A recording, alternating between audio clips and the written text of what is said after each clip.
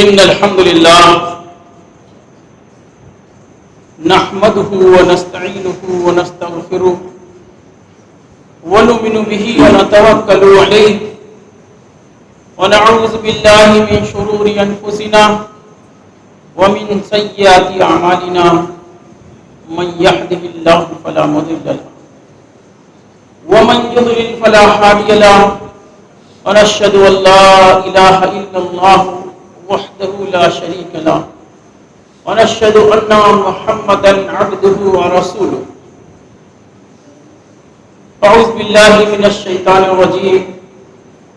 بسم الله الرحمن الرحيم. يا أيها الناس اتقوا ربكم الذي خلقكم من نفس واحدة وخلق منها زوجها وبث منهما رجالا كثيرا والنساء واتقوا الله الذي تساءلون به والأرحام إن الله كان عليكم رقيبا. تمام قسم کی تعریفات اللہ سبحانہ و تعالیٰ کے لیے اور لاکھوں کروڑوں درود و سلام ہو اس ہستی اقدس و مقدسہ پر جن کا نام نامی اسماء گرامی محمد اکرم صلی اللہ علیہ وسلم. ساتھیوں، اللہ کا تقوی اختیار کیجئے اور اپنے محبوب رسول صلی اللہ علیہ وسلم کی سنت کی پیروی کیجئے اور جان رکھیے بہترین بات اللہ کی کتاب ہے اور بہترین راستہ محمد اکرم صلی اللہ علیہ وسلم کا راستہ ہے. اور سب سے بری بات دین میں نیا کام ایجاد کرنا ہے اور ہر نیا کام بدعت ہے، ہر بدعت گمراہی ہے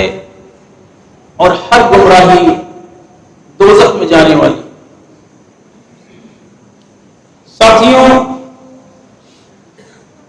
آج کل ہمارے ہندوستان میں اور ہندوستان کے آس پاس جو بھی ملک ہیں وہاں بارش کا موسم ہے اور بارش اللہ تبارک تعالیٰ کی طرف سے نعمت ہے جس کے بارے میں اللہ تبارک تعالیٰ قرآن مجید کے اندر فرماتا ہے سورہ جاثیہ کے اندر آیت نمبر 5 میں کہ واختلاف اللیل والنہار وما انزل اللہ من السماء من رزق واحیا به الارض بعد موتها وتصریف الریاح وآیات لقوم یعقلون. اس بارش کو اللہ تبارک تعالیٰ نے رزق قرار دیا. اللہ تبارک تعالیٰ فرماتا ہے اور رات دن کے فرق اختلاف میں اور اس رزق میں جو اللہ تعالیٰ نے آسمان سے اتارا، یعنی اس بارش کو اللہ تبارک تعالیٰ نے رزق قرار دیا. آپ دیکھیے کہ جب بادل اٹھتے ہیں اور ہوائیں چلتی ہیں تو لوگ عموماً خوش ہوتے ہیں کہ بارش ہوگی. ایسا ہی کوئی ہو جس کو خوشی نہ ہو، ورنہ ہر ایک کو خوشی ہوتی ہے بارش آنے سے. لیکن صحیح بخاری اور مسلم کے اندر جو روایت آئی حضرت عائشہ رضی اللہ تعالیٰ عنہ بیان فرماتی ہیں کہ جب بادل اٹھتے ہیں اور بارانی ہوائیں چلتی ہیں تو اللہ کے رسول صلی اللہ علیہ وسلم کے چہرے پر خوف کے آثار ہوتے ہیں.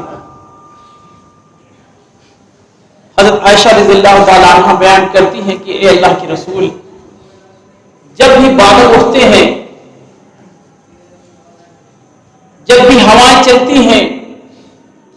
تو آپ کے چہرے پر خوف کے آثار کیوں ہوتے ہیں؟ تو رسول اللہ صلی اللہ علیہ وسلم نے فرمایا کہ عائشہ، پہلے بہت سی قوموں کو اسی بادلوں کے ذریعے ہلاک کر دیا گیا. بہت بات ایسی قومیں تھیں جن کو ہواؤں کے ذریعے سے عذاب دیا گیا. تو جب وہ بادل اٹھتے ہیں تو رسول اللہ صلی اللہ علیہ وسلم کے چہرے پر خوف ہوتا ہے ان بادلوں کی وجہ سے.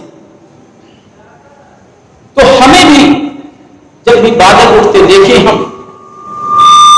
تو ہمیں بھی خوف ہونا چاہیے اور امید بھی ہونا چاہیے اللہ تبارک تعالیٰ سے کہ یہ بارش ہمارے لیے رحمت بن کر آئے نہ کہ عذاب بن کر. پہلی کی قوموں نے دیکھا کہ دور سے بادل آ رہے ہیں, اس امید میں خوش ہوئے کہ ہمارے اوپر بارش اللہ تعالیٰ کی طرف سے برسے گی, رحمت ہوگی. لیکن وہی بادل جب آیا تو ایک عذاب لے کر آیا, پوری کی پوری قوم کو ہلاک کر دیا گیا آگ کے ذریعے سے. تو ہمیں بھی اللہ تبارک تعالیٰ سے جب بادل اٹھتے ہوئے دیکھیں تو خوف بھی ہونا چاہیے اور امید بھی ہونا چاہیے اللہ تبارک تعالیٰ سے کہ اللہ تعالیٰ ہمیں اس بارش کے ذریعے سے سیراب ہو. جیسا کہ رسول اللہ صلی اللہ علیہ وسلم جب بادل اٹھتے دیکھتے ہیں, جب بارانی ہوائیں چلتی ہیں اور جب بارش ہوتی ہے تو آپ صلی اللہ علیہ وسلم دعا مانگتے ہیں کہ اللہم سیبا نافعا, اے اللہ یہ بارش ہمارے لیے نفع بخش بنا دے, اس بارش سے ہمیں نفع دے. اور مسلم کی روایت کے اندر آیا ہے ایک لفظ رحمت کہ رحمتن, اور اس بارش کو میرے لیے رحمت بنا دے.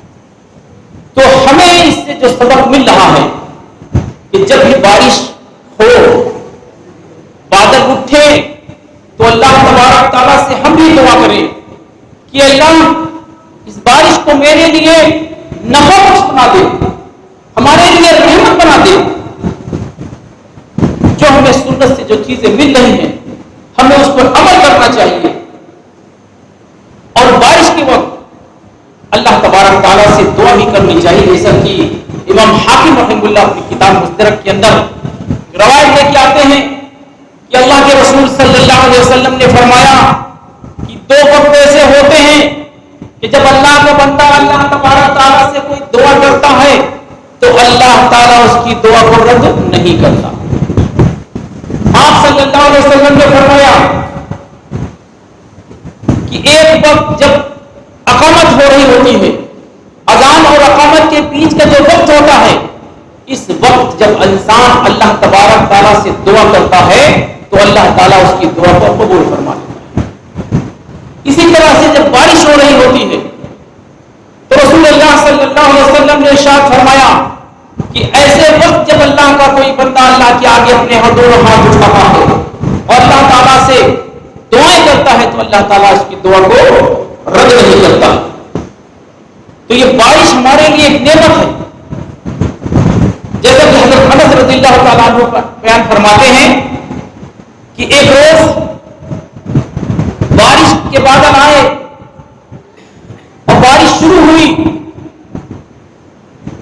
تو رسول اللہ صلی اللہ علیہ وسلم نے اپنے کپڑوں کو سمیٹنا شروع کر دیا. اپنے کپڑے سمیٹے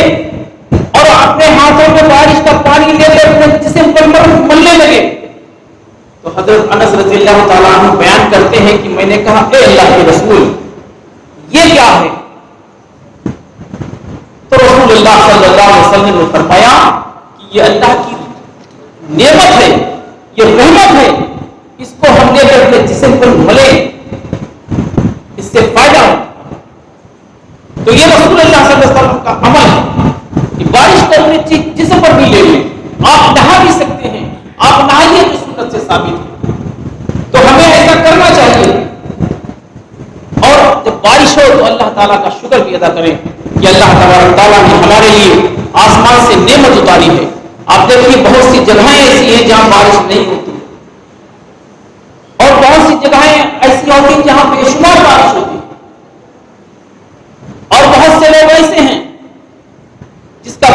وجہ سے نقصان بھی ہوتا ہے، لیکن نقصان بہت تھوڑے لوگوں کا ہوتا ہے اور نفع بہت لوگوں کو ہوتی ہے۔ جیسا کہ صلح حدیبیہ کے دن جب بارش ہوئی تو حضرت زید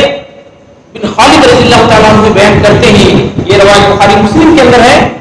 کہ رسول اللہ صلی اللہ علیہ وسلم نے فرمایا صلح حدیبیہ کے دن جب بارش ہوئی تو آپ صلی اللہ علیہ وسلم نے فرمایا کہ بہت سے لوگ ایسے ہیں کہ جب بارش ہوتی ہے تو بارش کے لیے اس بارش کی وجہ سے بہت سے لوگ کفر کرتے ہیں اور بہت سے لوگ مومن وہ ہوتے ہیں جو بارش جب ہوتی ہے تو اللہ کا شکر ادا کرتے ہیں، اللہ کی نعمت پر اتراتے نہیں ہیں، اللہ کا شکر ادا کرتے ہیں۔ اور بعض ایسے ہوتے ہیں جب بارش ہوتی ہے تو وہ کہتے ہیں یہ بارش اس مہینے کی وجہ سے ہوئی ہے کہ اس مہینے میں بارش ہوئی، اور بہت سے لوگ کہتے ہیں یہ ایسا نچتر چل رہا جس کی وجہ سے بارش ہوئی، اور بہت سے لوگ ایسا کہتے ہیں کہ فلاں ستارے کی وجہ سے بارش ہوئی، اور بہت سے لوگ ایسا کہتے ہیں کہ یہ موسم کی وجہ سے بارش ہوئی۔ تو رسول اللہ صلی اللہ علیہ وسلم نے فرمایا یہ کفر ہے، بارش صرف اللہ کی تعالیٰ کی طرف سے ہے، اللہ تعالیٰ کی کے ہی ذریعے سے ہوتی ہے، اس کے ذمہ دار کوئی نہ کوئی مہینہ ہے، نہ کوئی موسم ہے، نہ کوئی نشستر ہے، نہ کوئی ستارہ ہے۔ جو لوگ بھی اس طرح کی باتیں کرتے ہیں وہ کفر کرتے ہیں، جیسا کہ اللہ تبارک تعالیٰ کہ نبی صلی اللہ علیہ وسلم فرماتے ہیں جو کہ مسند احمد کے اندر یہ روایت آئی ہے کہ اللہ تبارک تعالیٰ فرماتا ہے کہ ابن آدم مجھے گالی دیتا ہے۔ صحابہ نے عرض کیا اے اللہ کے رسول آپ کو اللہ تعالیٰ کو کیسے گالی دیتا؟ تو رسول اللہ صلی اللہ علیہ وسلم نے فرمایا کہ ابن آدم زمانے کو گالی دیتا کہ فلاں زمانہ ایسا آیا، تو اللہ تبارک تعالیٰ فرماتا ہے زمانہ میں ہی ہوں، ہم ہی زمانے کو بدلتے رہتے ہیں، ہم ہی ہیں جو رات اور دن لاتے ہیں، ہم ہی ہیں جو بارش کو آسمان سے لاتے ہیں۔ اس لیے جب کوئی شخص زمانے کو گالی دیتا ہے تو اس کا مطلب یہ ہوتا ہے کہ اللہ تعالیٰ کو گالی۔ بہت سے ایسے لوگ ہوتے ہیں کہ بارش کو گالی دیتے ہیں، کسی کا نقصان ہو گیا تو برسات کو گالی، بارش کو گالی دینا شروع کر دیتے ہیں۔ آپ دیکھیے کسی کے یہاں شادی ہو رہی ہے، پنڈال لگا ہوا ہے اور ایسے میں تیز ہوائیں اور بارش ہو جاتی ہے تو عموماً جو لوگ ایمان نہیں رکھتے وہ بارش کو گالیاں دینے لگتے ہیں کہ یہ بارش اسی وقت ہونا تھی، ہمارا ہی نقصان کرنا تھا۔ بہت سے لوگ اپنے اس طرح کے کفر میں ملوث ہو جاتے ہیں۔ اس لیے نہ ہی بارش کو گالی دیجیے اور نہ ہی زمانے کو گالی، ہمیں اس سے ڈرنا چاہیے۔ اور اسی طرح سے علماء نے بہت سے مسائل بیان کیے ہیں، کچھ مسائل ہم آپ کے سامنے اس میں رکھتے ہیں، جیسا کہ علماء کہتے ہیں کہ جب کبھی تیز بارش ہو رہی ہو، ہوائیں تیز چل رہی ہوں اور آپ کو اندازہ ہے کہ بارش کی شکل بہت زیادہ ہے، رکنے کا نام نہیں لے رہی ہے، ایسے میں مؤذن کو چاہیے، عموماً علماء تفسیر بیان کرتے ہیں کہ مغرب اور کے وقت کی یہ اذان کے بارے میں یہ تفسیر کرتے ہیں کہ جب کبھی ایسا موسم آ جائے کہ بارش رکنے کا نام نہ لے رہی ہو، مسجد میں جانا مشکل ہو گیا ہو، ہمارے یہاں دیہاتوں میں یا چھوٹے موٹے شہروں میں مسجد کے جانے کے لیے بہت سی دشواریاں ہوتی ہیں، کچے راستے ہوتے ہیں، پانی راستے میں بھر جاتا ہے اور دیگر جانوروں کا بھی خطرہ ہوتا ہے، تو ایسے میں علماء تفسیر بیان کرتے ہیں کہ مؤذن جب اذان دے تو اذان کے آخر میں کہہ دے کہ الا صلوا فی رحالکم، یعنی کہ آپ لوگ نماز اپنے گھروں میں ادا کریں، مسجد میں آنے کی ضرورت نہیں کیونکہ موسم بہت خراب ہے۔ اور علماء تفسیر یہ بھی بیان کرتے ہیں کہ جب کبھی ایسا ہو جائے کہ موسم اتنا بگڑ جائے کہ مسجد آنے کے لیے مشکل پیدا ہو جائے، بارش بہت زیادہ تیز ہو رہی ہو، بہت زیادہ ہو رہی ہو، تو علماء تفسیر کہتے ہیں کہ امام کو پھر چاہیے کہ مغرب کی نماز پڑھانے کے بعد عشاء کی بھی نماز ساتھ ہی میں ادا کر لیں، دونوں میں ایک جگہ جمع کر لیں، بار بار مسجد میں آنے سے نقصان ہو سکتا ہے، بارش میں بھیگ بھی سکتے ہیں، کسی کو زکام ہو جاتا ہے، کسی کو بخار ہو جاتا ہے، کسی کو دشواریاں ہوتی ہیں، اس لیے علماء تفسیر آسان کرتے ہیں کہ مغرب اور عشاء کی نماز ایک ساتھ ادا کر لیں، لیکن علماء تفسیر کہتے ہیں کہ یہ صرف اور صرف مسجد کے لیے۔ کوئی یہ سوچے کہ اپنے گھر میں دونوں نمازوں کو جمع کر لیں تو یہ جائز نہیں، یہ صرف مسجد کے اندر ہی ہو سکتا ہے، مسجد کے باہر نہیں۔ کوئی امام سوچے کہ آفس کے اندر نماز کھڑی کر کے ایک ساتھ پڑھ لیں یا گھروں میں کوئی پڑھ لیں تو ایسا جائز نہیں، صرف مسجد کے اندر ایسا ہی کر سکتے ہیں کہ دو نمازوں کو ایک ساتھ جمع کر سکتے ہیں۔ اور بات آئی ہے کہ ایک حدیث اور بیان کرتے چلیں، عموماً مسجدوں سے شکایت آتی ہے کہ امام جو ہوتے ہیں بہت لمبی نماز پڑھاتے ہیں، جس سے مقتدیوں کو مشکلیں پیدا ہوتی ہیں۔ کئی مسجدوں سے ایسی شکایت آئی، تو ایک حدیث جو ہمارے سامنے آئی صحیح مسلم کی، جو معاذ بن جبل رضی اللہ تعالیٰ عنہ، یہ ایک صحابی ہیں اور بڑے صحابیوں میں ان کا ذکر ہوتا ہے، اور اللہ کے نبی صلی اللہ علیہ وسلم کی مجلس میں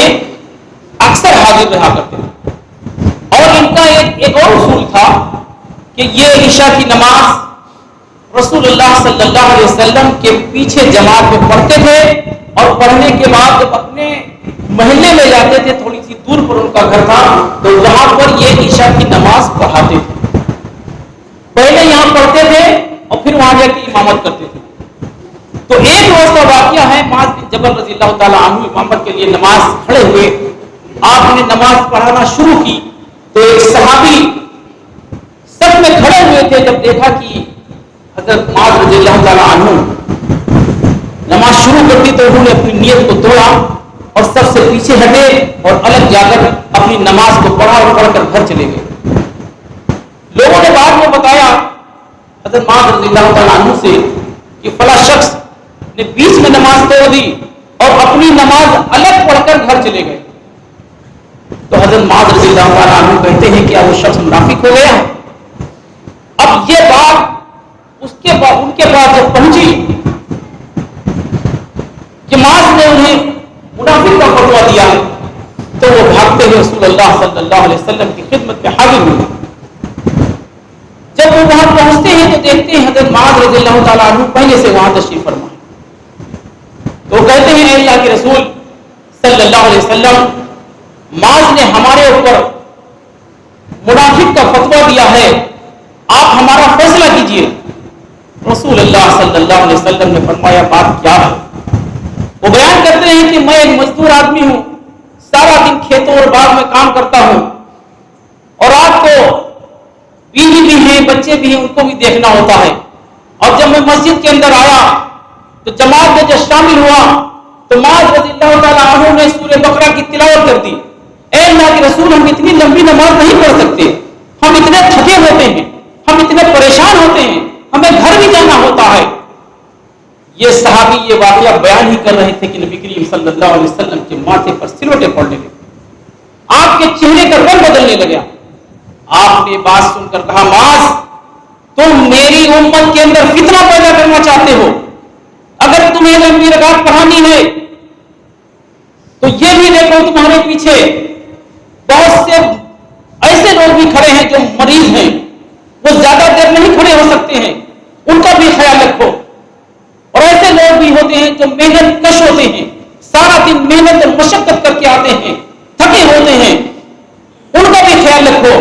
اور بہت سے مسافر بھی ہوتے ہیں، ان کا بھی خیال رکھو، پیچھے بچے بھی ہوتے ہیں، ان کا بھی خیال رکھو۔ جب تمہیں لمبی رکعت پڑھانی ہو تو آپ صلی اللہ علیہ وسلم نے خود فرمایا کہ یہ سورہ استعمال کر لیا کرو۔ آپ صلی اللہ علیہ وسلم فرماتے ہیں جب تمہیں لمبی رکعت پڑھنی ہے سب حزب ربک الاعلی یہ سورہ پڑھا کرو، اور اس کے بعد بتایا کہ وہ دعا واللیل اذا سجا یہ سورہ پڑھ لیا کرو۔ اگر تمہیں لمبی پڑھانی ہے وہ سماع و طارق پڑھ لیا کرو۔ تو آپ دیکھیں نبی کریم صلی اللہ علیہ وسلم کس طرح کی ہمارے اندر، تاکہ ہم لوگ متحد رہیں، الگ نہ ہونے پائیں، کوئی فتنہ نہ پیدا کرنے پائیں، تو اماموں کو چاہیے کہ نبی کریم صلی اللہ علیہ وسلم کی ہر بات کو اپنے سامنے رکھتے ہوئے عمل کریں، تاکہ ہمارے پیچھے جو لوگ کھڑے ہیں ان کو تکلیف نہ ہو ہماری مسجدوں میں، تاکہ اختلاف نہ ہو۔ بہت سے لوگ اسی وجہ سے مسجد نہیں آتے ہیں کہ لمبی لمبی رکعتیں پڑھاتے ہیں، تھک جاتے ہیں، پریشان ہو جاتے ہیں. کئی مسجدوں سے اس طرح کی شکایت آئی. اللہ تعالیٰ سے دعا ہے کہ اللہ تعالیٰ ہمیں رسول اللہ صلی اللہ علیہ وسلم کی پیاری پیاری سنت پر عمل کرنے کی توفیق عطا فرما. اور جب کبھی بارش کا موسم آئے، بارش ہو، بادل اٹھیں، تو اس کے لیے ایک اچھی امید ہونا چاہیے، ہمیں خوف بھی ہونا چاہیے، اور ہماری زبان پر اللہ تعالیٰ سے دعا بھی ہونا چاہیے. اقول قولی ھذا واستغفر اللہ لی ولکم ولسائر المسلمین انہ